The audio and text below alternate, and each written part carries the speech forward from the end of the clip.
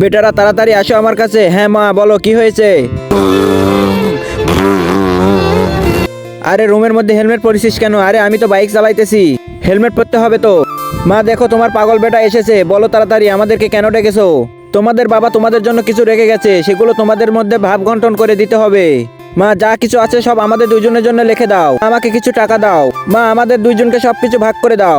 কিন্তু তোমার বাবা বলে গেছে যে বেশি বুদ্ধিমান তাকে সব সম্পত্তি লিখে দিতে। মা আমি বেশি বুদ্ধিমান? আরে এ তো পাগল। ঠিক আছে আমি তোমাদের বুদ্ধির পরীক্ষা নিব। এই নাও 10 টাকা। এই যে আমার 10 টাকা, 10 টাকা পেয়ে গেছি, 10 টাকা পেয়ে গেছি।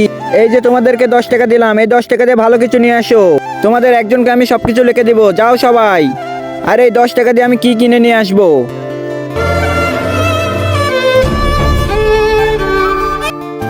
আর হ্যাঁ 1 ঘন্টার মধ্যে আনতে হবে কিন্তু। মা আমি চলে এসেছি, দেখো আমি কি নিয়ে এসেছি। মা আমিও চলে এসেছি। আচ্ছা দেখাও 10 টাকা কি নিয়ে এসেছো। দেখো আমি 10 টাকা দিয়ে বোতল নিয়ে এসেছি, এই পানি দিয়ে বাড়ি পরিষ্কার করা যাবে।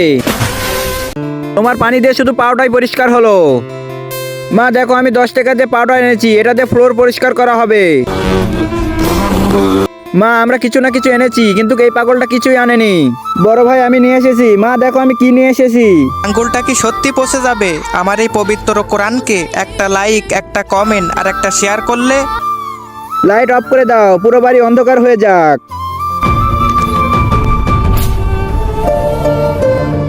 মা দেখো আমি মোমবাতি এনেছি, পুরো ঘর তো আলোকিত হয়ে গেল। বন্ধুরা বাবাকে ভালোবাসলে ভিডিওতে লাইক দিয়ে চ্যানেলটি সাবস্ক্রাইব করে দাও।